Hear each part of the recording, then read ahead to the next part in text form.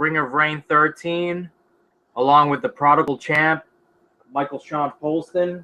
And we're going to talk some NFL corruption, Roger Goodell sucking at what he does, and the Tom Brady suspension. So if you want to kick it off, man, and let loose and unleash hell, go for it, brother. Man, you know, the whole thing about fucking, let's go ahead and get one thing straight. The NFL, first off, there's so much fucking gambling right now. There's so much money being poured into the NFL. If you do not think that these games are at sometimes predetermined, I won't say predetermined, but they're heavily influenced. Mm-hmm. I mean, who's the best player on the field is going to be the referee. Mm-hmm. I've been feeling that for so long, like ever since the undefeated season for the Patriots, and then losing in the Super Bowl to the fucking New York Giants in the fashion, not just losing to that team, but in the fashion that they lost that game. You have to be fucking kidding me. Rodney Harrison is one of the best secondary players in the history of the NFL. How in the fuck would he allow somebody to catch a ball on this with his one hand on the side of his fucking helmet? You got to be out of your goddamn mind. 10 times out of 10, a Pro Bowl caliber veteran secondary player is ripping that ball away. Their eyes are fixated on the ball, not the player. I started, questioning the NFL's intentions then. Not just because I was a Patriots fan, but just because of the way things worked out. That team, I think, was basically the most well-balanced, perfect team that you could ever assemble. My humble opinion. I agree. I was watching that at a bar, and man, I couldn't believe it. I really wanted him to go ahead, take Miami's streak, go ahead, put an end to it. You wait this whole season and you follow them this whole season, and not to close it out like that was absurd. But there was a couple of plays like that. Go back to the second time that they faced the New York Giants. The running back stops at the goal line and just looks in confusion. And I was sitting there saying, man, that safety should have swiped that ball away. He should have knocked it out of his hands. They win the game if they do that. That's right. They win the Super Bowl that year. So a lot of people are like, well, with the Seattle Seahawks and the boneheaded call, and New England shouldn't have won that game. Well, go ahead. Those past two Super Bowls, technically, I thought that New England should have definitely won both of those. It was really absurd to me. So, you know what? So a play went our way for a change. You know what I'm saying? Right. I don't give a shit anymore. It's no sweat off my ass. Mm-hmm. But I don't think oh, go ahead. I think that the NFL has a set, all right, so this team's won 3 championships. We're not gonna. We don't want the legend of the NFL. When you think about the history of the NFL, you think about the San Francisco 49ers, you think about the Dallas Cowboys, and you think about the Green Bay Packers. And up until the Brady era, you wouldn't mention the Patriots in that category, but now you have to. And now you have to place the New England Patriots above the Packers, above the Dallas Cowboys, and above the Green Bay Packers. And I didn't forget about the fucking Pittsburgh Steelers. I just hate those. I hate that fucking team with a passion. So I'm just saying, yes, give the devil its due. The Pittsburgh Steelers, but nobody ever thought that the New England Patriots were going to be in that class. They were not expected to be in that class. And when they won their first championship, nobody saw that shit coming. Yeah, I totally agree. I started liking New England back in the 90s. Whenever before Houston left, it seemed like nobody really was talking about, they didn't really have any kind of fan base. You never really heard, especially down here, about New England. Now, you would hear about Detroit, you would hear about Ohio or Cleveland, you would hear about all these other teams, But I'm like, man, nobody roots for the Patriots. So, you know, they had Hugh Millen as their quarterback. I think they had got Leonard Russell as their running back, and they had like a ragtag team. So I said, you know what? Hell, I'll go ahead and have this as my dark horse underdog team. And I think that whenever the Oilers left Houston, I was like, well, I don't have an AFC team. So I just stuck with the New England Patriots as my AFC team. And then they would end up eventually, you know, they had ended up getting Drew Bledsoe anyways. And they had got Curtis Martin later on that year. And I thought they were going to make a run at the Super Bowl then. I said, man, this team's. Oh, man, dude. Bringing back great memories. I said, yeah, this team's going to be destined, man. And they got to the Super Bowl against the Green Bay Packers and they lost. And that kind of like broke my heart a little bit. But I meant whenever they won that first Super Bowl, they were never supposed to be here where this team, you know, is currently right now. They've probably ended up tying what? They're tied with the Dallas Cowboys right now, right? As Correct. far as Super Bowl appearances, I think. Oh shit! I don't know the answer to that question because I know that Buffalo, like the era you were talking about just now, the AFC East was dominated by the Buffalo Bills for so many years. That team was fucking stacked. Thurman Thomas, Jim Kelly, Don Beebe, fucking Bruce Smith. Yes, yep. That team to go to 4 straight Super Bowls, that's impressive. To not come away with one is disappointing. But that's where New England was kind of like, nobody talks about New England because Buffalo's dominating the AFC East. Just like we've dominated the AFC East for well over a decade now. But because we have done that, it seems that we have a huge fucking target over our heads. And it's just like whatever everybody else in the league is doing, if we do it, we get caught and we set precedents. Like this whole Brady suspension thing it's never happened before. Players in the league have done way worse things, whether it be on the field or off. Every time they've appealed a fucking suspension, they've had their suspensions reduced. Why not this time? I don't know. I tell you what it is, and I think you'll agree with this right here. But I think for the most part, it's a fraternity. It's a fraternity. It's like the good old boy system, like it is in everything else. I mean, ESPN pretty much handpicks these guys. Guys like Jimmy Clausen, who never made it. Guys like fucking Blaine Gabbert. Look at how they promote these guys and get them elevated into that top draft status. Guys like you and I know were not first round caliber material. They were third round caliber. You go ahead, they're project quarterbacks. You don't start them immediately. You don't draft those guys in the first round. Right. But it's like their good old boy system. Andrew Luck's one of their good old boys. Aaron Rodgers is one of their good old boys. The New York Jets is one of their more biased teams. They tend to anything that the New York Jets says is fucking golden. You could take it to the bank. It must be true if the New York Jets say it. It's just this fraternity. I know that they're golden boys like Aaron, fucking what's that dude's name? Andrew Luck. That they say, oh, this guy's gonna win so many Super Bowls. Peyton Manning was the same way. He was their golden boy.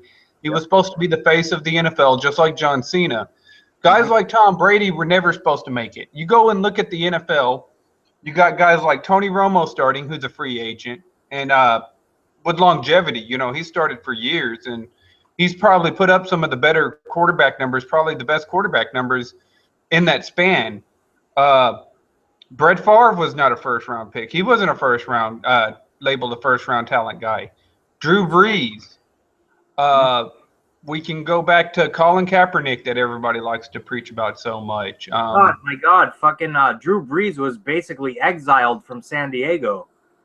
He arrives in New Orleans and fucking wins a Super Bowl and is putting up these fucking passing numbers that are astronomical. Kurt Warner is another one that Bearstown reminded me of. That dude Yeah. was bagging groceries. Mm-hmm. How many Super Bowls has he been to? What was Three. Three. He Yeah, won one 3 with Super St. Bowls. Louis. Yeah. He won one with St. Louis. He went to one with Arizona, and he went to another one with St. Louis where they lost to the New England Patriots, where Tom Brady's legend began. And I just think that's funny that that legend is going to try to be obscured by some asshole who has something to prove when he really doesn't have to prove anything, because there's nothing that Roger Goodell can do. You can uphold this 4-game suspension. You can say and accuse however you want. The fact of the matter is this: people will always remember you as the worst commissioner in NFL history. Without a doubt. Whenever Paul Tagliabue was the NFL commissioner, did we hear his name in the fucking news all the fucking time? Nope. Talking about these fucking suspensions and all this other shit throwing around his weight. Nope. I don't even remember it, but I remember some damn good football years come out of that era. You know what I'm saying? Whenever you're talking about legends and greats, there yet again, football, wrestling, everything was. When we say everything was better in the '90s, it was better in the '90s, legitimately. Now you get this asshole in here named Roger Goodell, and he is legitimately deciding the outcomes of games, legitimately, and it makes it hard for people to watch it sometimes because you can only take so many bad calls, and then it's like, oh man, God, this is garbage right here, and Well, then later on they'll give that call back with the Dallas game. Perfect fucking example. Everybody's like, oh well, it was pass interference. It was pass interference. My Yeah. ass. On defense, it was defensive pass interference. He held the guy's fucking face mask. And a lot of people exposed that shit, but ESPN says it was pass interference on Dallas. So everybody's like, oh, well, ESPN, they're the experts. And you don't think that the fucking experts are fucking biased? They don't like Tom Brady. I mean, the New England Patriots, it's almost a foregone conclusion that they're going to be the bad guys. They talk about them because they have to talk about them, because they win. It's not only because they win, it's the fact that, we're talking about the media here and ESPN, and it's a common trend, and it's true. But what team do you hear the least from? Even if they're winning, even when they had the undefeated streak going on, you never hear the New England Patriots say a thing. Nothing. They don't say anything. It's always, all right, we beat this team, it's on to the next one. Business as usual. And that's not good for fucking media trying to create stories. You don't get any stories on ESPN via the Patriots because all they do is fucking win. Make a new T-shirt saying the New England Patriots, all we do is win. That's it. That's it. Yeah. We win, and that's it. You don't get any drama. There's nothing. That's why they get rid of high-profile players. Yes, with the exception of the Aaron Hernandez situation, you don't really hear much negative about this organization. So now they have to create something. And who better to go after than a 6th-round draft pick who's won 4 Super Bowls, countless MVP awards, and man, fuck you, Roger Goodell, man, fuck you. Like, we see what you're doing here. Like, we're not stupid. Yeah, I mean, yeah, they this is exactly the fucking point right here. Good Lord, somebody's fucking A. Oh, okay. I'm gonna get out of this thing right here. But no, this is exactly the fucking point. Tom Brady was never their fucking guy. Of course, they fucking can't stand Brady. He slipped all the way to the 6th round. One of the quickest releases in football. Slipped all the way to the 6th round. So he's not gonna ever be. I mean, he is he's the face of the NFL, but that's because he works hard and he put himself in that position. You can only win so many Super Bowls and fucking be to how many more until people are going to sit there and say, no, he's got to be the greatest quarterback of all time. I think it could be arguable, but I don't see any evidence against it. I don't think you can compare him to Montana anymore. It used to be, the Peyton versus Brady matchup. You can't say that anymore because Peyton he's put up the single season numbers. Crunch time comes down, he chokes. There is no one. The most consistent quarterback in NFL history is also the greatest, because that's what you need. You need someone that you can rely on every single game, not just in the regular season and not just in the playoffs. You need them to be there for both. You need your quarterback to get you in a position where you can advance in the playoffs to make it to the championship game, and you need that same quarterback to be able to compose himself well enough to win that fucking game on the grandest stage of all. Kind of like The Undertaker at WrestleMania. Yeah, exactly. I mean, you look at Tom Brady and his body of work. Like I said, it's got to infuriate him at some fucking point in time because, like I said, you look at the guys that they pick up are guys that they throw a lot of support behind. Tim Couch, Mark Sanchez, Matt Leinart, like I said, Jimmy Clausen, Blaine Gabbert, Christian Ponder, all these guys they talked up real high. Ryan Tannehill's an interesting choice. I mean, it's still too early to sit there and say whether he's going to succeed in the NFL or not. But more times than not, the guys that they run with, they're not they're never successful. The guys that are successful, look at Nick Foles. I think Nick Foles is a hell of a quarterback. He just got traded to St. Louis, but I think a couple of years ago he threw 27 touchdowns to 2 interceptions. Right. That was in half a season. Yeah. These are the guys, Russell Wilson. Take a look. They said Andrew Luck, the Suck for Luck sweepstakes. You got to get Andrew Luck.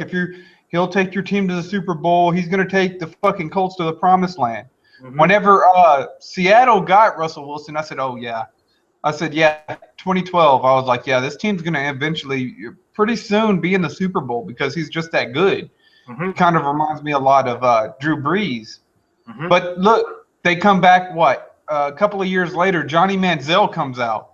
And this shit for brains, Mel Kiper Jr. comes out and says, Houston needs to pick Johnny Manziel. He's going to be the future of that franchise, and he's blah, blah, blah, all this other stuff. Get the fuck out of here, man. They were like, because they missed the ball on Russell Wilson. So their mindset was, well, we missed the ball on Russell Wilson. Yeah. We'll go ahead and we'll make sure we secure the ball this time on Johnny Manziel. And I was like, fuck. And there's like, well, Dallas should pick him up and yada, yada, yada, blah, blah, blah, blah. And I'm like, man, if they pick up this fucking nutsack here, I don't know what the fuck I'll do. We'll fucking scream. They're trying to go off college star power, which is not what you want. You want pure football talent. People who understand the game, who have grown up in the game, not just because they have that nickname of Johnny Football. Oh, fuck, you have to draft Johnny Football because his name is Johnny Football. Get the fuck out of here. Anybody who falls for that and any owner who allows that shit to happen doesn't deserve to own a team in the NFL, and those head coaches and that whole staff that whole team should be obliterated from existence. It's ridiculous. I truly believe that the Patriots really do pay attention, like, oh, this guy's a good player. Like, proof positive, like, every player that they've drafted, that's enough. Like, who in the fuck heard of Julian Edelman? Where'd he come from? Look at what he can do. He can do everything. I know that because I live in Texas, so he's another one of them Texas Tech boys. But yeah, I mean, exactly. It's just amazing what Brady has done, and Brady has done it with Deion Branch. Who heard of? Does anybody here can tell me who Deion Branch is? But I guarantee you, he was an MVP of a Super Bowl. You're right. He was with Tom Brady. That's right. Wes Welker. That's right. That's right. Guess what team they were on when they won their MVP awards? the Patriots. Guess who the quarterback was? Tom Brady. So it's the argument you always hear is like, oh, it's the receivers that make Tom Brady as good as he is. Wrong. I'm interested, talking about that, I'm interested to see what Julius Thomas does now that he's a member of the Jacksonville Jaguars, which is the shittiest fucking team in the NFL. He was one of the best tight ends in football because of the numbers that he put up with Peyton Manning as his quarterback and the weapons surrounding that entire team. So let's see what Julius Thomas does. Now I'm not trying to take anything away from Rob Gronkowski. I think he's a fucking monster regardless. But he will not put up the numbers that he's putting up if you pair him with a quarterback like Blake Bortles or who the fuck is the quarterback in Buffalo? Oh yeah, that's right. We don't know. Like you throw him on that fucking team. You don't know what's gonna happen. You have to have an even keel across the board, and that's what the Patriots have been able to do this entire run.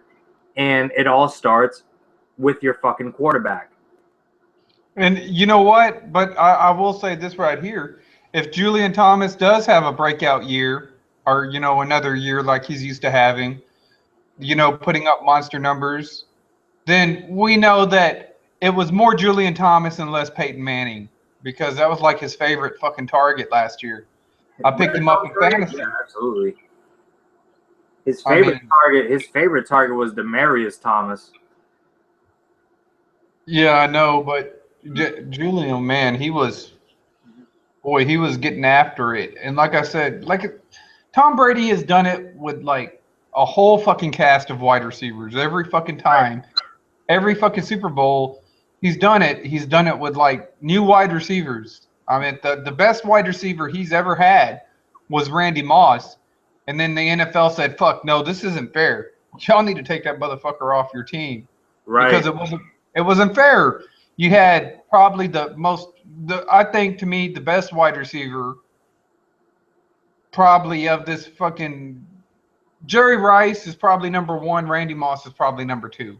Pure talent wise, absolutely. Speed in the prime. In the prime, I will say this, and I'll get hate on this. Randy Moss in his prime was 1,000 times better than Jerry Rice. They were really, really, really, really, really close to me. But the thing about Randy is he was so damn tall, and he could just get that fucking ball. I mean, whenever he came out in '98,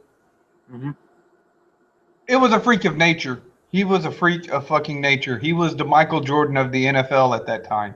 You could not throw that fucking ball, and he was going to come down with it. I mean, he was just a monster. He rejuvenated Randall Cunningham's career, for sure. Exactly. I mean, him and Chris Carter, I really thought that year that Minnesota Vikings were going to win the Super Bowl. I thought they were going all the way with that duo of Chris Carter and Randy Moss. I thought that they got it. And what was their running back? They had a nasty running back at that time. What the fuck? He's Robert Smith. Robert Smith. Yeah, they had a well-rounded squad, and how they didn't make it, I don't fucking know. I don't know. I was like, oh my goodness. Yeah, I'm trying to think of who went in '98. It was Atlanta, right? Atlanta, out of the NFC. Yep. Yeah, I think it was. It was Atlanta versus Denver. Oh, that's right. They had Jamal Anderson. Yep. That was the year of the Dirty Bird. Yep, the Dirty Bird. It was the Falcons versus the Broncos, and Elway won his second championship, and then I guess he called it quits.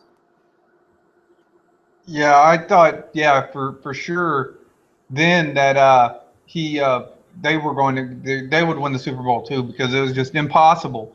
It was impossible for any corner, even like a Deion Sanders or anybody, to shut down Randy Moss. It just wasn't going to happen. That's why you look at Calvin Johnson. I look at Calvin Johnson. I say that he's probably, physically the best wide receiver to come out. Oh yeah. You know, since 2007, he's probably the best one that I've seen as far as, but he's no Randy Moss, not even close. No, physically, he reminds me more of a Terrell Owens. Yeah, and that's the same thing about Des Bryant. Physically, he reminds me more of a Terrell Owens. And that those guys right there, I know like Jerry Jones got Des Bryant because he missed on Randy Moss. Mm-hmm. And everybody he was still being blamed. It's like, shit, you should have got this guy. But fucking the guy was a one of a kind. You're never going to get another fucking Randy Moss.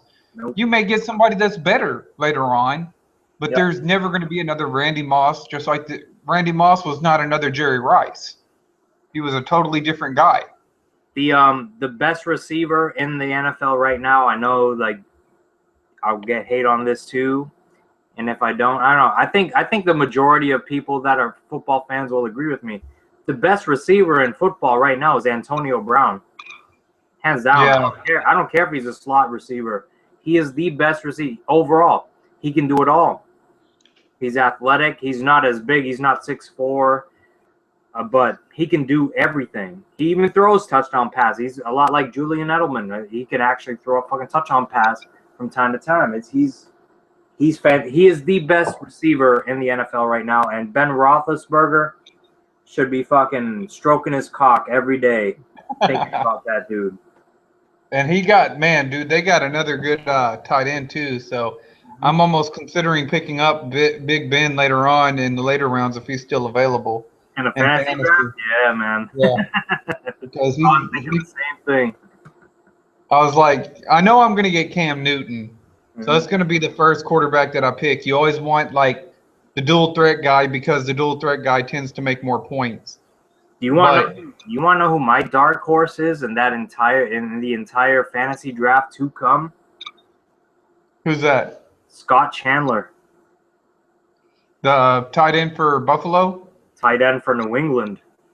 Oh, so he went to New England, huh? Oh yeah, he got signed by New England, so you got Gronk and Scott Chandler. Scott Chandler is close to 7 feet tall and has been putting up numbers at the tight end spot with shitty receivers for about 6 or 7 years. Now imagine what he's going to do with Tom Brady at the helm. Oh man, dude, that's pretty fucking scary. My dark horse is Jeremy Hill, the running back for Cincinnati.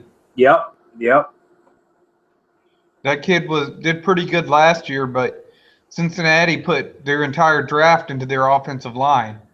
So I said, oh, I know who I'm fucking picking up next year at running back. I think that it's quite possible, especially since that NFC North has gotten weaker on the run. It used to be one of the strongest divisions on the run.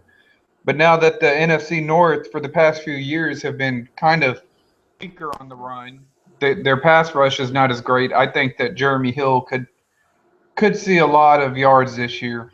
So has Giovanni Bernard taken a back seat to this guy? Like, is he going to be a third down back now or something? Like, because he was like the hottest thing, like a sneaker pick last year.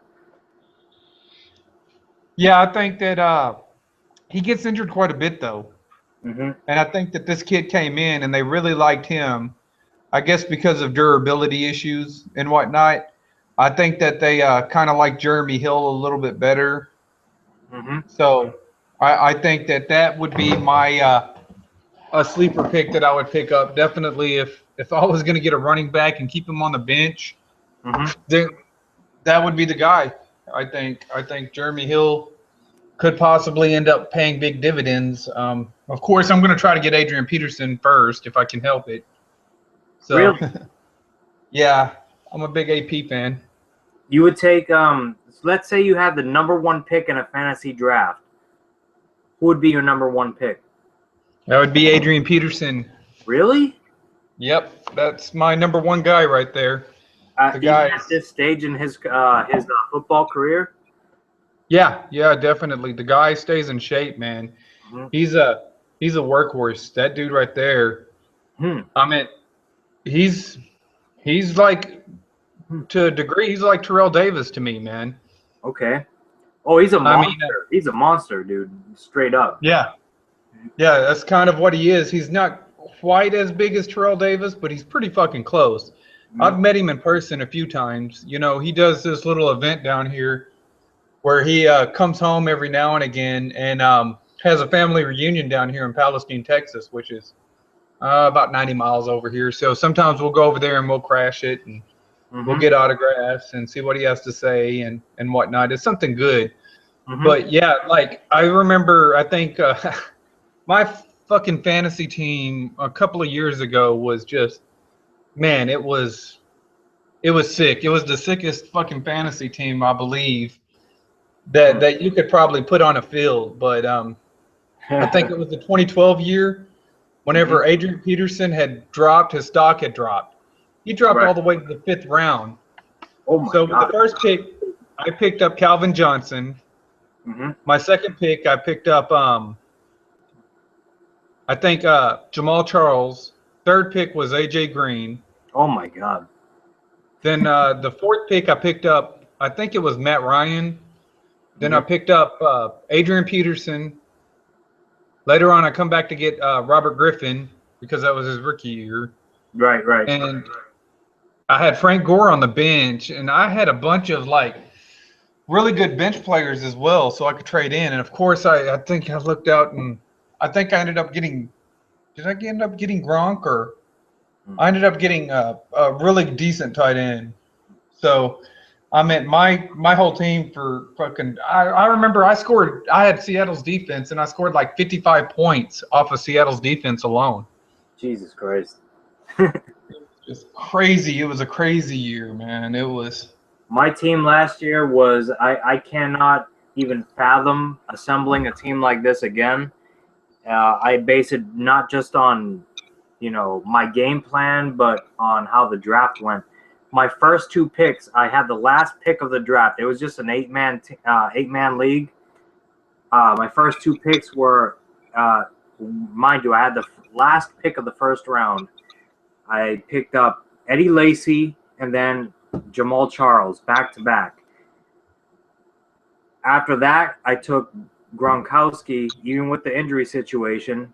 Boom, that was my next pick. My next pick after that was Antonio Brown.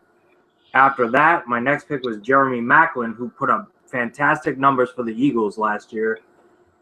I just struck gold, man. I ended up getting C.J. Anderson as my flex player. It was a good year. It was a good year. My quarterback situation was the worst. I ended up who did I end up using at the end? Tony Romo. I ended up with Tony Romo. I ended up with Romo too as well, and I ended up with I ended up getting Gronk. No, I got Jimmy Graham. See, they had already taken like a lot of the first tier wide receivers in the first round, and a lot of the fucking running backs. I was like, I don't know if I want to waste a first round pick, so I actually had to waste a first round pick on a tight end. But I wanted to make sure that I got the best at each. If the top first round picks are taken for each position, I said, fuck it, I'll just get Jimmy Graham, and I ended up getting a pretty decent squad. Like I said, Demaryius Thomas, I knew that I could get him in the second round. So I went ahead and got him. Quarterback, yeah, I had Tony Romo, but I'm trying to think. I still won the championship, but not like I usually I get in there and usually get the players I want. I had Arian Foster, of course, as my running back. So I ended up getting a decent team. It wasn't half bad.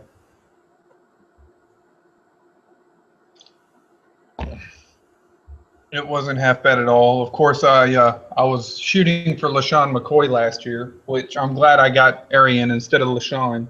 Yeah.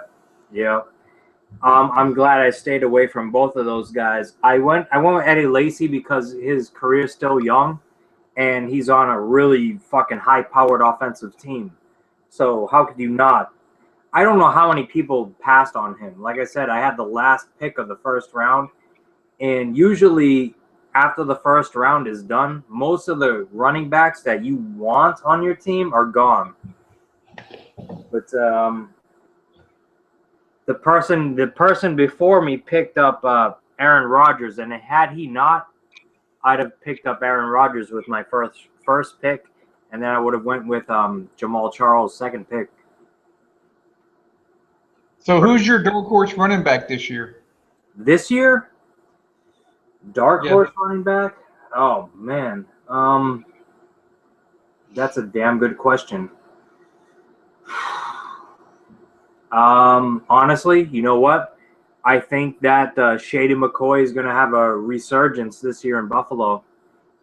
I think that too. I think that Philadelphia. That's why I think that DeMarco Murray is going to have more of a disappointing season this season, and I think that LaShawn McCoy will benefit. I think that a lot of people about midseason are going to be like, well, he was playing for the Eagles. Why did they let him go and bring in somebody totally redo their whole fucking team? They're two different types of running backs. I'm not sure how great what the fuck's his name? DeMarco Murray's receiving numbers out of the backfield are. But I would rather have a running back that can catch the ball out of the backfield like McCoy can. It just makes your offense more explosive. Oh yeah, he can definitely catch that ball out of the backfield. I won't take that away from the guy. DeMarco Murray put up a lot of numbers out there receiving yards for Tony Romo. Did he really? It was like 400 and something, I think, that he was catching and going out and catching the passes and whatnot. Were his numbers better receiving wise than McCoy? Because McCoy's known for that. Like McCoy's compared to Marshall Faulk in a lot of aspects of the running back game. I don't know. I wouldn't compare him to Marshall Faulk, but he's definitely good at catching the ball out of the backfield. He's injury prone though. Mm-hmm. And I mean, he's going to a worse offensive line. The reason that he got so many yards and that he was healthy the whole season was because of that offensive line. And now he's going to a team that's offensive line is horrible at times or doesn't even show up at times. Right. And, Dallas lucked out because I think that Darren McFadden, if you were to give Darren McFadden an offensive line in Oakland, man, he was putting up monster numbers a couple of years ago. Oh, like 60 yards a carry. Oh, my God. He is the most underrated player in the NFL. Darren McFadden. Hands down. Most underrated. Like you just said, if you put him behind an offensive line that can protect him and let him do what he does, he is the best running back in the NFL. Hands down. If you let him do what he has to do, but if he's the focal point of your entire offense, he's gonna get hurt. He can't take that punishment. Yeah, I think that Dallas is going to be okay with Darren McFadden. I think that offensive line that they've built, I'm glad they finally got it together and decided that they were going to go ahead and build on the offensive line. They got Lil Collins, too, this year coming out of in free agency. So that offensive line has gotten that much better. So now it has depth behind it. So it's going to be interesting to see what the Dallas Cowboys do this year because they got a strong defensive line. They got a strong offensive line. Their secondary should be better this year. And we'll see what they do. It should be interesting for the Cowboys, to say the least. And they have Des Bryant, man, X Factor. Yeah, I know you're bigger on Des than I am, but like I said, he's a good wide receiver. I like Terrence Williams too, so let's not count him out. He put up some big numbers last year, I think, whenever it came to crunch time. Des Bryant is just as much good as Calvin Johnson. He really is. Like and in some circumstances, he's better than him. I think he's more durable. But, oh, man, there's so many out there now. There's so many freaks in it. Like you mentioned earlier, A.J. Green, guys like that. Demaryius Thomas. Mike Evans. Fucking, what's his face there on the Giants? Odell Beckham. Odell Beckham. Oh my God, that motherfucker's a freak. That dude is a fucking freak. They should call him Plastic Man. Some of the catches that he makes, it's like, Unreal, man. He doesn't have a fucking skeletal system, man. No, he don't. It's incredible. This motherfucker is unbelievable. But hey, it's all who's throwing you the ball, right? Yeah, you know that Eli's not going to get it to where it needs to be, so you're going to have to be a fucking acrobat to catch that damn thing. You need to be Odell Beckham Jr. to catch those fucking balls. Just imagine. Oh, man. God damn it. But Tom Brady's winning Super Bowls with Aaron Dobson, Brandon LaFell, Julian Edelman, and fucking, what the fuck's his name there from St. Louis who came down here. He finally fucking paid dividends. Another slot. Danny Amendola. Amendola. He's winning Super Bowls with these guys. But these quarterbacks have these fucking freak of nature wide receivers that can just do. They literally can jump through the roof. Their hands are as big as fucking baseball gloves. Oh my God, dude. But oh no. We're gonna suspend this guy for 4 games because he did so and so. He didn't do a fucking thing. Yeah, I don't understand. Think about if Tom Brady had Demaryius Thomas, how unfair that would be to the NFL. Or AJ Green, for that matter. Fucking Julio Jones. Think if he had Julio Jones. It would just be unfucking fair, man. It would be unreal. Yeah, it just stands to reason, and to me, to get back onto the Deflategate, it makes no sense. Like I said, the one time that a good wide receiver wanted to come to New England to win a Super Bowl was Randy Moss, and look at what fucking Brady done. It was unbelievable. He almost single-handedly beat the fucking NFL by himself with Randy Moss. With them two, God, it was just a pitch and catch. It's a fucking circus, man.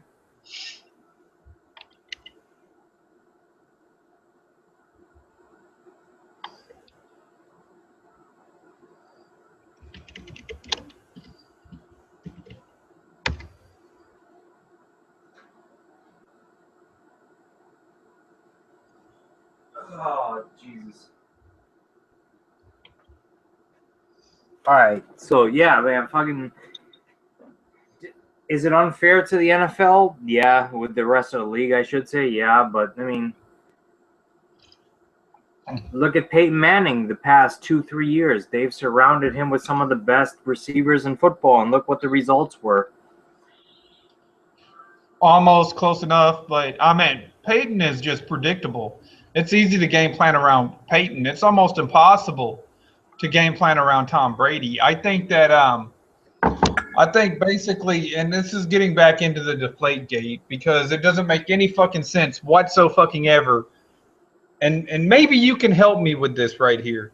Okay. Because there's not a lot of fucking scientists that watch ESPN. But maybe you can explain it to me how a deflated football would benefit Tom Brady. In all honesty, it wouldn't. I think it would benefit the defensive backs more. And the thing is, and a lot of people forget this, is that the game where this all went down was the AFC Championship game last year, where the Indianapolis Colts were getting smoked, not through the passing game, but because LeGarrette Blount decided to show up and bulldoze through these motherfuckers. That was the game. It wasn't the passing game. And the ball that they took to the referees was actually intercepted by the Colts. So, if Tom Brady's throwing a ball that's, he wants deflated to suit his needs because it benefits him, why did he get picked off? Exactly. And another thing, that was before halftime. Correct. They used the officially inflated footballs. during the second half of the game. They scored more points in the second half than they did the first half. Correct. So I don't understand how it was a benefit. I don't understand. It doesn't make any fucking sense. Then they say, oh, well, Tom Brady fucking destroyed his phone and it had all these personal. Motherfucker, y'all need to investigate fucking Hillary Clinton then for all those Benghazi fucking emails. Why don't y'all go over there from what I understand, because you mentioned the destroyed phone, that's only hearsay. Nobody knows for sure that Tom Brady destroyed his phone. Basically, like, took his phone and broke it and threw it in the fucking garbage. Nobody knows that for sure. That's just what some source is saying. How that source knows that, who knows? I think if I was Tom Brady, I would have went in there and asked him, you know what? How the fuck is it helping me for y'all deflating my fucking footballs? How do we know that it's the fucking New England staff that even did it? How do we know that the fucking NFL didn't fucking say, well, you're going to switch the balls out? Because we want our boy, our golden boy, our suck for luck to win a Super Bowl. And, yeah, because Russell Wilson won one last year and he wasn't supposed to win a Super Bowl so quick. You know, it's supposed to be Andrew Luck's fucking Super Bowl. He's the one that's supposed to be winning Super Bowls.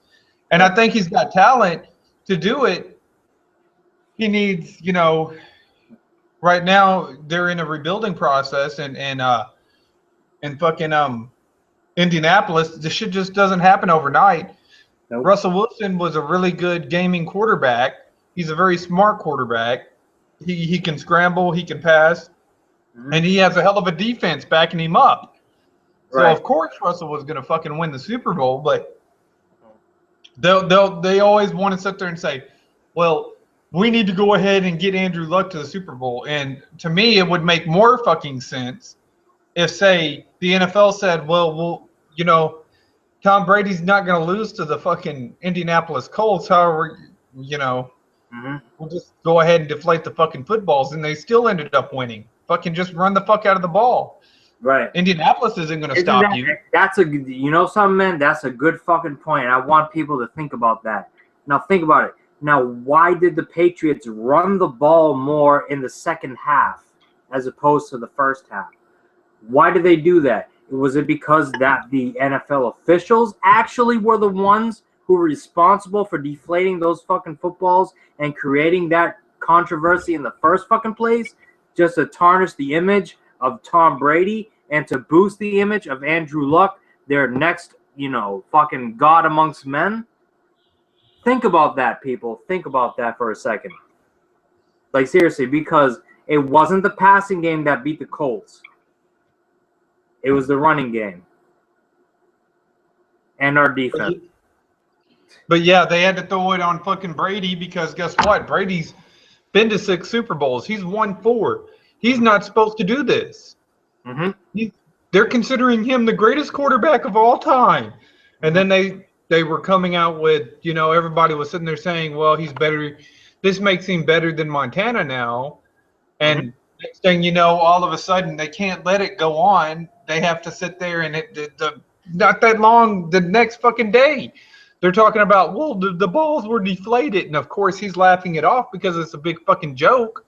Everybody knows it's a joke. And people who are sitting actually, you know, technically, whenever you post those little fucking Tom Brady memes and saying, oh, well, you know, and take the little jabs at Tom Brady, it just shows you how much of a tool you are because they listen to everything that ESPN says. So ESPN cannot be wrong. ESPN is infallible as far as whenever it comes to sports. I'm here to fucking tell you that these motherfuckers, like I said, 25% of the time they're a hit. They're right. Hell, Cam Newton, the only one that was supporting Cam Newton coming out, and I'm responsible of this too because I thought Carolina, like I said, would use him as a running quarterback instead of using him as a quarterback that runs every once in a while. I thought they were going to Vince Young him pretty much. Okay. But yeah, Mike Greenberg was the only one to actually pick fucking Cam Newton. Everybody else said stay away from him. You need to be taking Blaine Gabbert. That's who you need to be taking. Shit. What a joke. What a joke. I mean, look at Trent Richardson right now. Yeah. Oh, my God. I was so high on Trent Richardson, too, man. I'm guilty, man. I fell into the hype. I thought I seen the shit that he could do when he was in Cleveland, and I was like, God damn, this dude is fucking legit. And then shit happens. I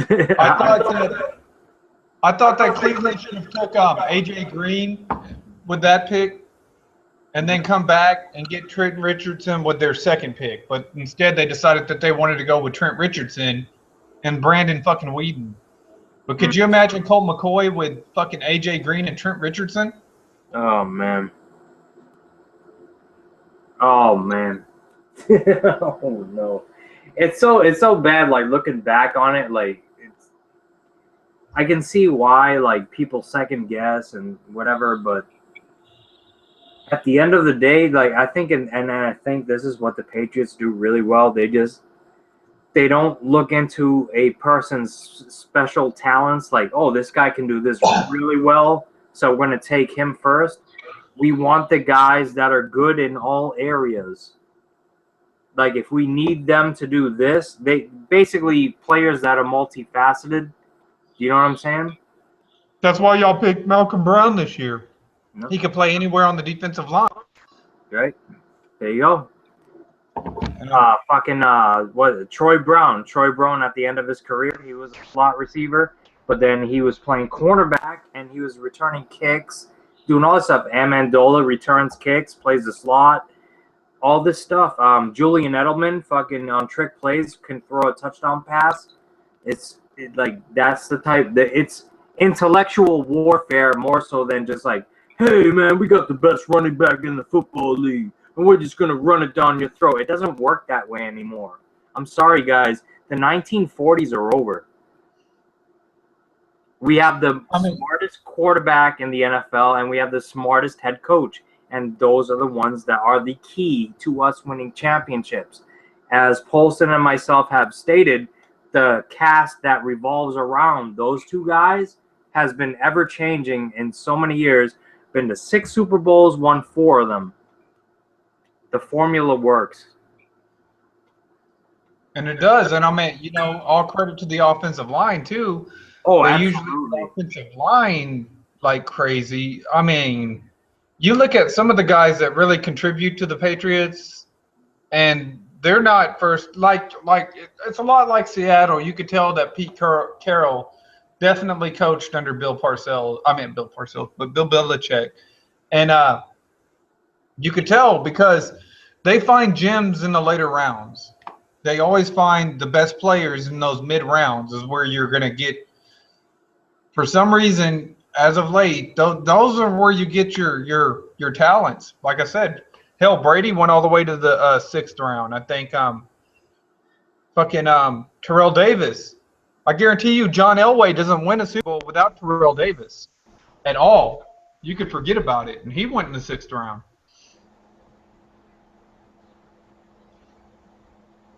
A lot of people that don't talk, that doesn't get a lot of mention, who's one of the best fucking players on the Patriots team, is Rob Ninkovich. That dude is fucking nasty. He's on the defensive side of the field. That fucking guy is all over the place. Yeah, I think I remember him making quite a few plays during the Super Bowl this year. Yep. He's made plays for the past 2-3 years. Whenever a big play comes through on defense, man, you hear his name.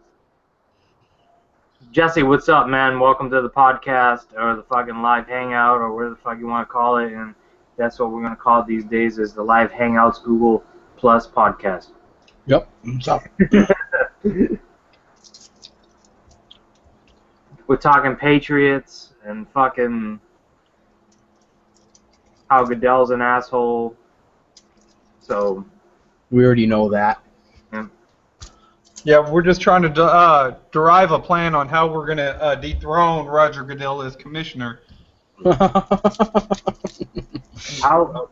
can we do? Kill. Kill? We got to fucking write a petition or something, man. There's got to be something done. Mm-hmm. Yeah, I agree because of all this freaking crap with all the suspensions. Same amount of suspensions for a guy who maybe deflated or had to do with the deflating of a football gets the same suspension as someone who beats his wife. Yeah. A convicted rapist, a convicted murderer, they get the same suspension. Michael Vick fucking kills animals on a daily basis, running illegal activity, does prison time. What the fuck was his name? That wide receiver that caught a pass in the Super Bowl for the Giants. What the fuck's his name? Got convicted of a crime when Plaxico Burress. He shot himself in the foot with a gun. Yeah, all right. He spends time in prison. No big deal. We just let him back in. He's all right. I don't even think Plaxico was playing. Not now, no. But at that time. Ray Rice killed a motherfucker and got to be Super Bowl MVP. Oh, Ray Lewis. Yeah, you mean Ray Lewis? Yeah, Ray Lewis. Yeah. Yeah, me and Corey talked about that.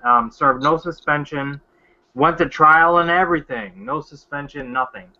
And like I said earlier, anybody who's ever appealed a fucking NFL suspension has had their suspension reduced for far greater offenses than what Brady is allegedly accused of.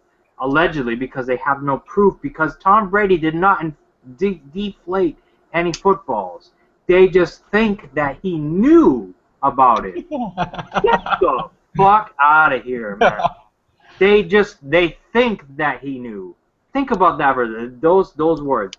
The NFL thinks that Tom Brady knew that the footballs were being deflated in his favor. They think that, so they suspend him.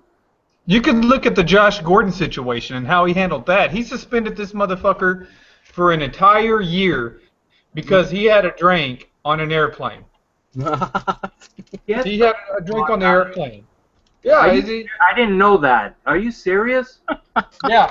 They were waiting for him. He was flying to Vegas or something like that. And, of course, he had gotten in a little fucking trouble with the marijuana charges, which is not a big deal. It's not performing enhancing, and as long as he doesn't fucking smoke out before the game, I really could care less. Right. But he failed that. Okay, understandable. He was suspended for 6 games. They were there at the fucking airport waiting for him, gave him a breathalyzer because he had a drink on an airplane. Get the fuck. Come on, man.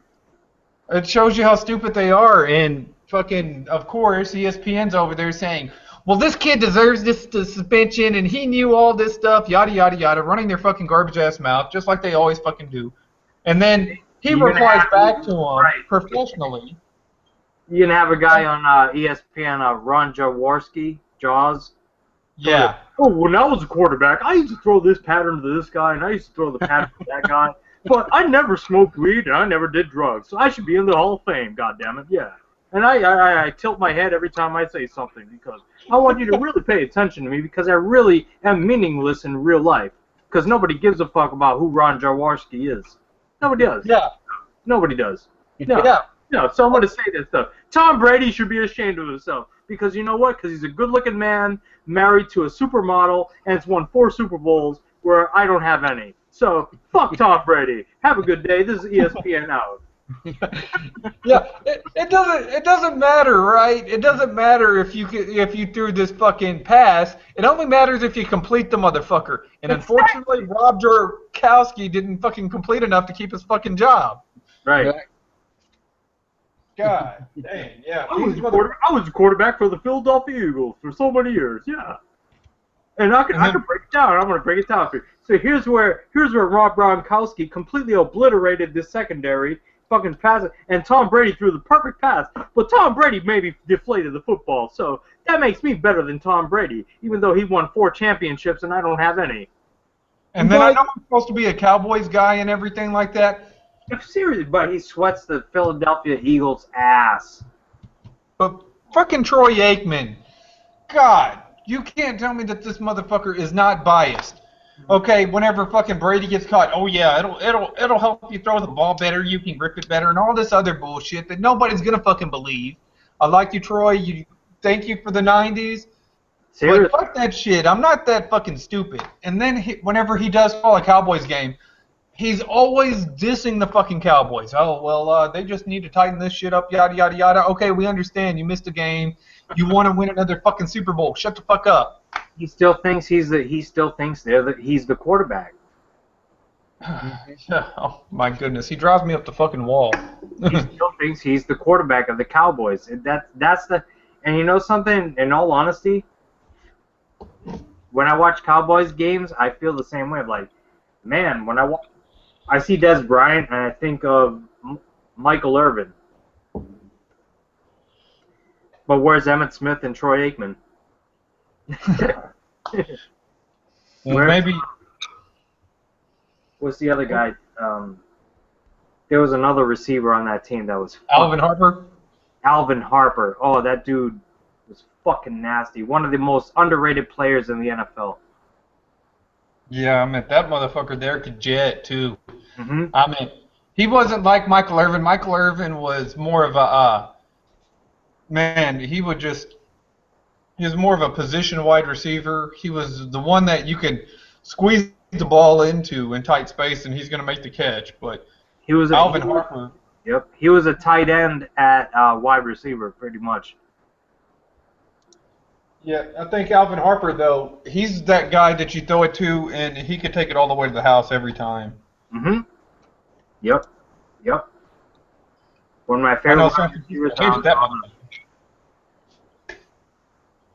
But the Patriots have Brandon Phil. Brandon Phil caught the ball at the 5-yard line, and he made a first down. That fucking guy is great. That's what Brady's working with. Yeah.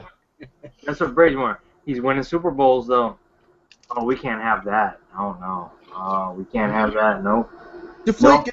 This guy's so good. This guy's so good that he's completing passes to receivers that nobody on this earth has ever heard of. They're winning games.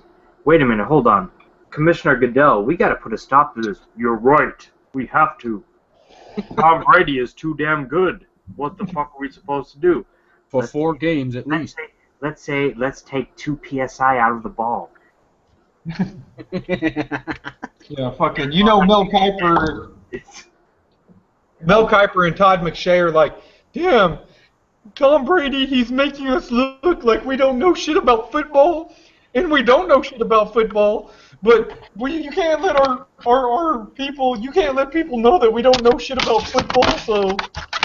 Oh my goodness, fucking A. And if there's any fucking arguments on this one right here, like I said, Deion Branch is all you got to fucking mention. Whatever happened to Deion Branch whenever he went to Seattle? What happened to Deion Branch?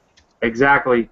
The best, like you said, the best receiver that the New England Patriots have ever fucking had was Randy Moss. That's it. And when we had Randy Moss, we got fucked out of a Super Bowl. Yep. So, that being said, every other Super Bowl we won, look at the cast of characters. The only constants that you can see, Tom Brady, Bill Belichick, they're just better than you. Get over it. Get over it. It's the fuck. It's not gonna happen. What the fuck? Those Jets. Well, how do you guys feel about the Jets fans flying that banner over the practice field?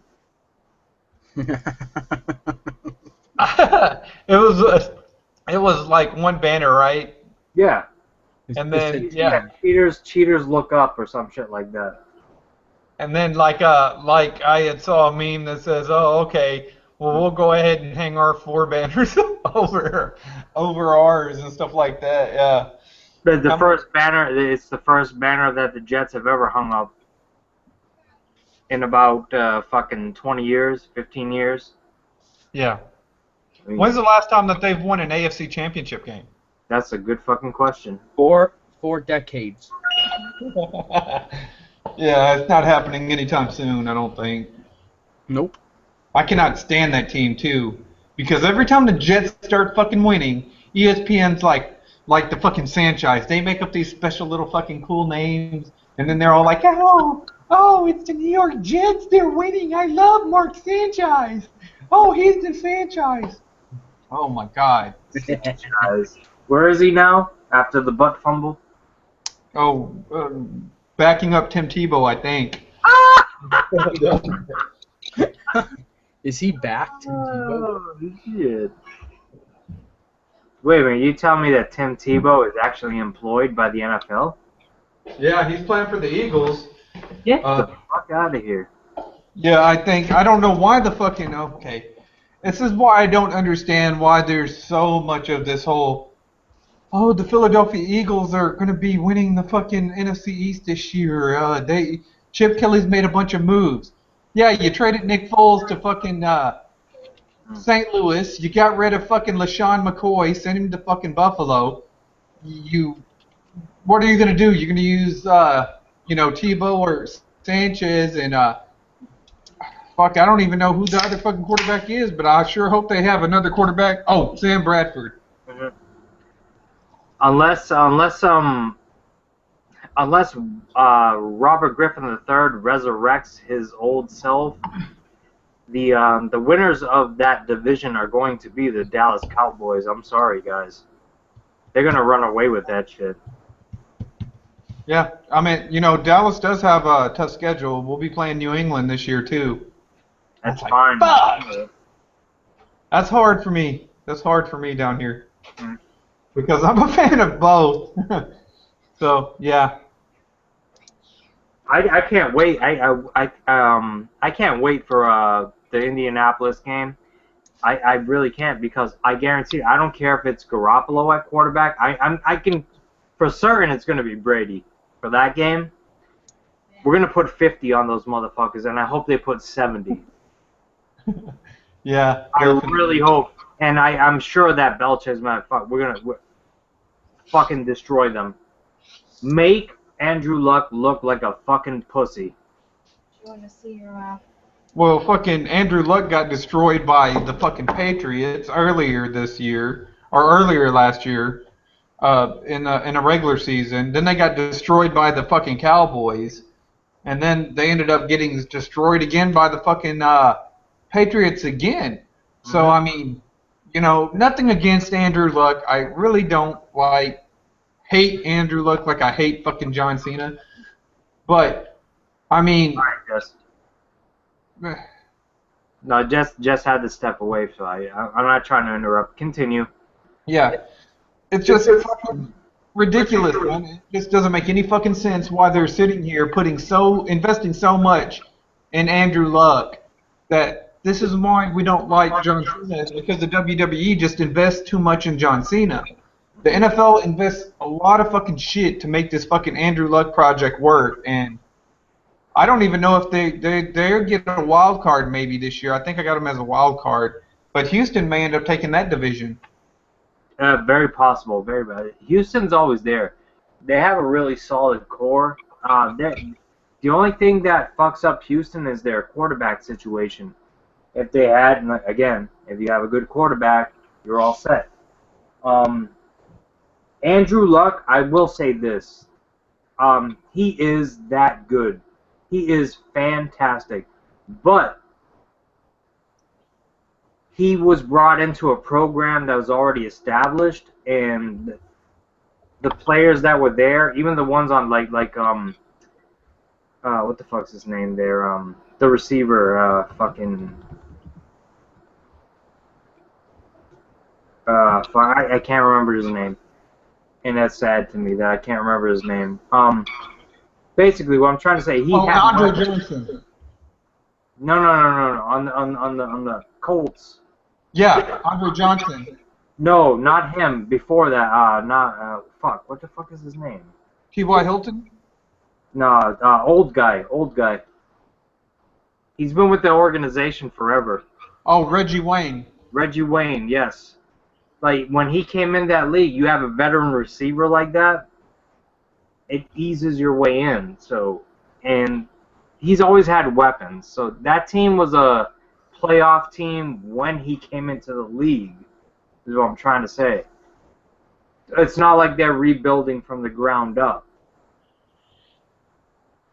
So, yeah, he definitely had people helping him, as opposed to. Oh, Jeff Junkins is telling me that the Steelers are going to beat the Cowboys. Who's gonna beat the Cowboys? The Steelers. Who knows, man? Like I said, man, they got one hell of a trio there on offense. I can't believe they got Bud Dupree in the draft this year, man. There's a bunch of players that fell down, man. I could not believe this draft was like the craziest fucking draft. Pittsburgh, their receiving core is so solid that nobody realizes how good it is. Well, they'll realize how good it is. They'll realize this year how good their fucking receivers are this year. That's why I got them going to the Super Bowl this year against Dallas. Do you really? Pittsburgh. Yep, that was my picks. I made those picks. I don't know, maybe a month ago. I mean, I can see it. It could happen. Like they're there. They're right there. I think Minnesota will come out this year and be a force to be reckoned with. They've got a pretty legit receiving core too. Their secondary is going to be scary, and they get Adrian Peterson back this year. I think that they could dethrone Green Bay this year, which is another golden boy, Aaron Rodgers. God, that's all you hear is good shit about Aaron Rodgers. Oh, Aaron Rodgers this and Aaron Rodgers that. And Aaron Rodgers violated the same rules that Tom Brady supposedly violated, right? So he gets no suspension, though. Of course, because he's Aaron Rodgers. That's who they like. They like Aaron Rodgers. They every time fucking something's with Aaron Rodgers, it's always going to be, we need Aaron Rodgers. He's the good guy, and he's the new Peyton Manning. Mm-hmm.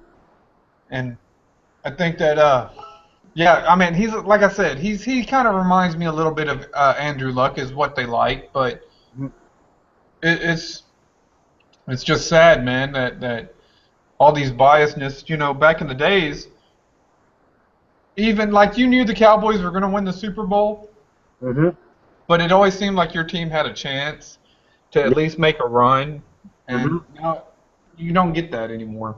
Nope.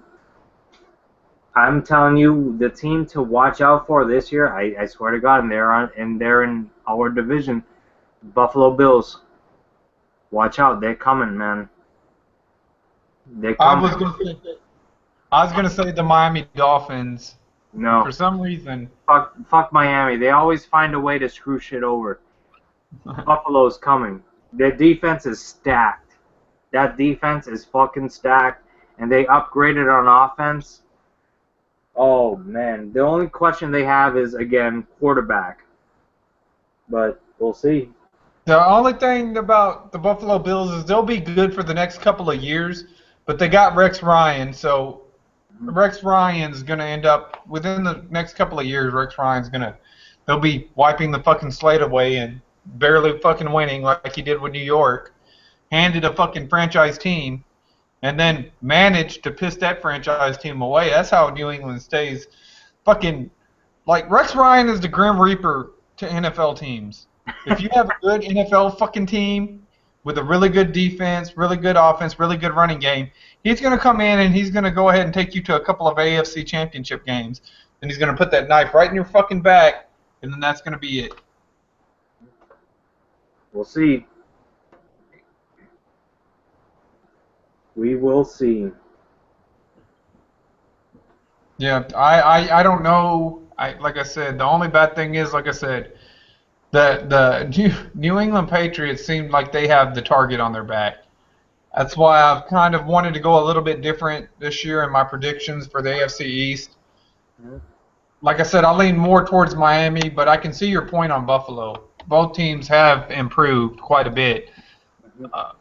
New York Jets have improved on defense, but their offense is, outside of Brandon Marshall, going to be New York Jets. So Brandon Marshall is actually not on the Dolphins anymore. yeah, he plays for the Jets now, don't he? Oh, yes, yeah, actually, yeah, he does. Yep, you're right. Yep. Because I think that he was in Chicago, but I think that they'll be starting Kyle Orton in New York. Maybe. Fuck the Jets. Fuck the Jets. It's Buffalo. It's Buffalo's division to win if Brady serves 4 games. If. That's a big if.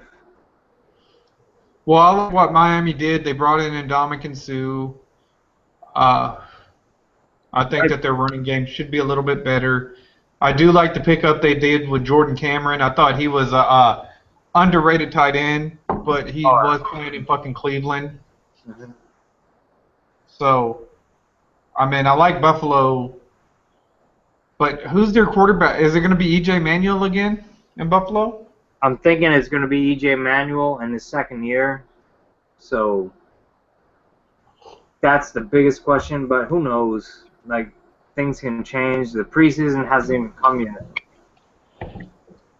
But I'm figuring that if it's going to be New England's division if Brady serves 4 games. If he doesn't serve 4 games, it's going to be 4 or none. So if Brady's playing from game 1 on, it's New England's division, and Buffalo will be a wild card team at best. But they're going to be there. They're going to be there. Like, watch out. I'm telling you, watch out for Buffalo. The AFC East may be pretty scary this year, I think. Like, that's the only one thing, about my Dallas prediction is I think that we play the AFC East, and they're going to be a scary division. But Dallas has got a pretty decent team. They're pretty stacked on that defensive front line, too. I mean, like I said, you got Greg Hardy this year. DeMarcus Lawrence is coming back off of injury, so he'll be playing this year. Tyrone Crawford, which is, like Ndamukong Suh light, and then you'll have Randy Gregory coming back. I think that, luckily they built finally on the offensive line and on the defensive line. They got that kid, Byron Jones, so their secondary will be better. I just wish Maurice Claiborne would play a hell of a lot better. If Maurice Claiborne could play like Dallas fucking drafted him to play like, I think that secondary would be awesome. It would be amazing. I'm looking for New England's pass rush to be hella beast because I think that's what they want, first of all, because they didn't put too much, obviously they didn't re-sign Revis, so they let him go. Our number 1 cornerback is fucking Butler, who is known for, the interception in the Super Bowl. Other than that, our secondary doesn't look too great. So I'm thinking is that they're going to rush the quarterback really fucking, like, that's going to be the aspect of our defense is to rush the quarterback and make them make mistakes that would make a mediocre at best cornerback look fantastic. Yeah, I think that's what Dallas has been doing as of late. I mean, like I said, I remember I was getting into it with with some New York Jets fans whenever they let go of half their fucking defensive line about a few years ago. Mm-hmm. And I was saying, man, y'all are going to get killed by the fucking Oakland Raiders, man. Fucking Darren McFadden's going to run all over y'all. Mm-hmm. Well, if you don't know football. It was some New York Jets fan. I don't like the Jets anymore. New York. I fucking hate New York. Fuck New York. New Yorkers always think they know everything. Yeah, they said, you don't know football, yada, yada, yada, blah, blah, blah, blah. I says, no, y'all are going to get killed. You're going to get your ass kicked by the fucking Oakland Raiders.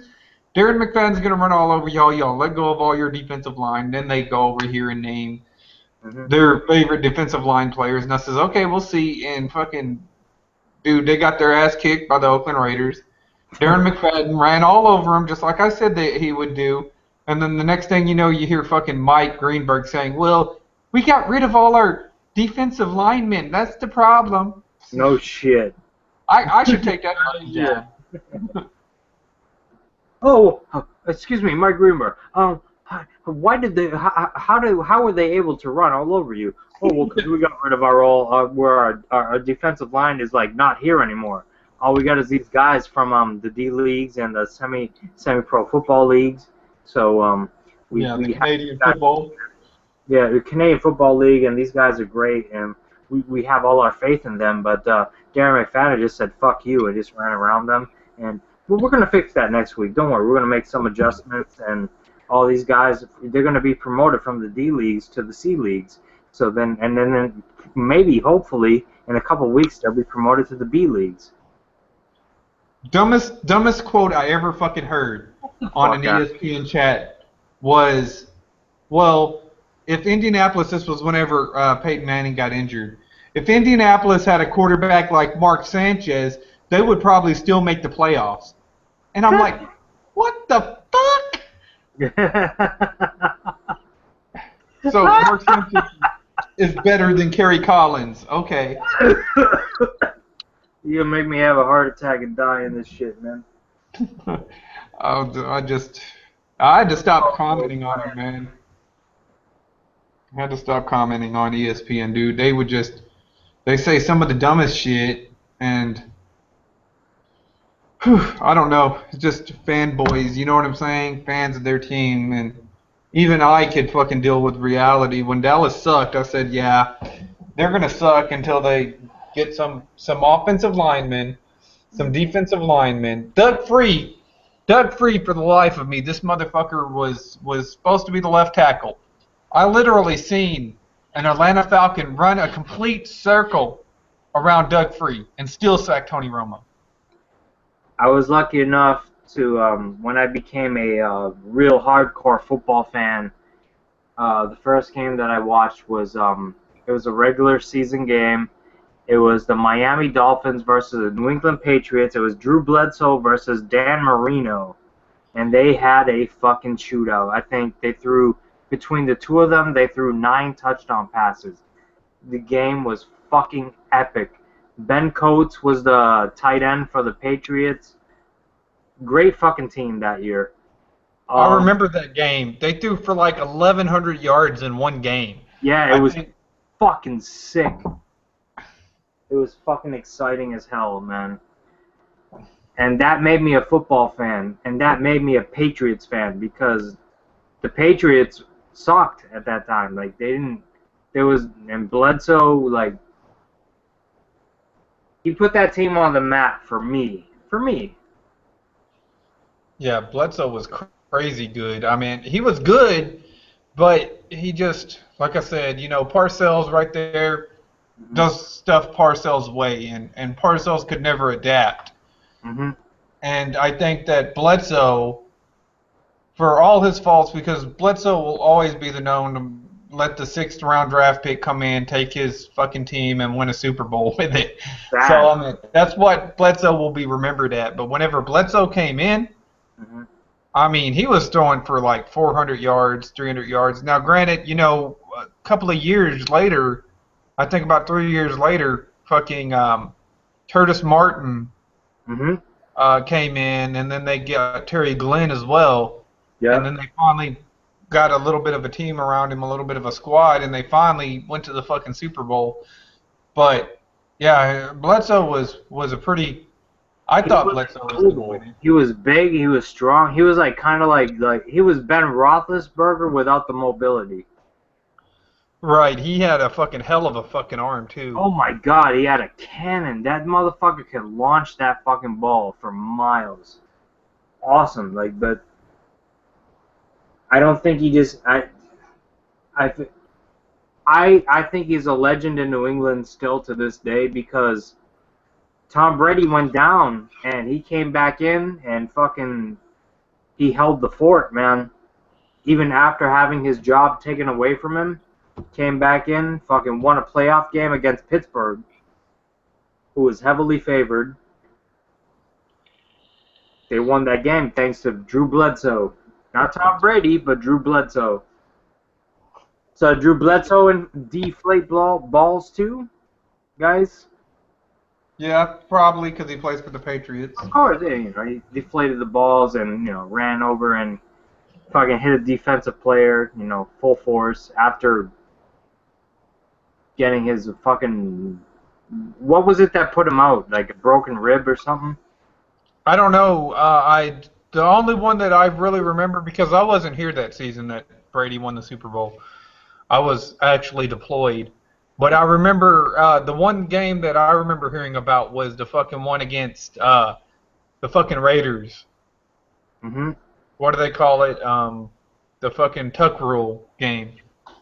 Oh yeah, that was in the yep, that was in the playoffs. Yep, the tuck rule. And I only heard about that one because everybody was bitching about it. Whenever I got back, they were sitting there saying, "Oh, they shouldn't have won because of the tuck rule and all this other stuff." But I wasn't here to see it, so Mm-hmm. I can't honestly comment on it. I mean, I can see why another team would be pissed off by the tuck rule, but it is a rule in of itself, and it was enforced. Not a make-believe rule, it was a rule. Yeah, like having a fucking drink on the airplane, you Mm-hmm. know, requires a fucking year suspension. Mm-hmm. But Cleveland's another one of them teams that it seems like the NFL doesn't want to succeed. But Cleveland also fucking shoots themselves in the fucking foot every fucking chance they get. Mm-hmm. They seem like more of a basketball type of town anyways, so. I mean, they always jump on board. I mean, Tim Couch, I mean, they've already had 20 quarterbacks go through Cleveland. And have they even had a playoff game? I don't think so. No, it's been a long time. And now they're on Manziel. And, well. Good luck, guys. Good luck. All right, man. Hey, well, I'm going to go ahead and jump off, man. It's been good talking to you. I'm glad I finally got to vent about this whole fucking Roger Goodell shit. Let's all fire fucking Roger Goodell. Amen. Out with Goodell. Fuck that shit. Time for a new regime. Yeah, regime change. The football revolution has begun, so go ahead and share this video. Mm-hmm. No more WWE. No more. With Tom. No. God damn it. Yeah, it's getting close, man. It's getting close. It's already No. August 1st, man. One more month. I'm ready for it. Let's do it, baby. Let's do it. All right, man. Well, I'm going to go ahead and let you go, man. I'm at work, and I got to go do a round real quick. So. All right, man. Take it easy. All right. Have a good one, dude. You too. All right, this broadcast is coming to an end. Bring of Rain 13 via DCA. We are out.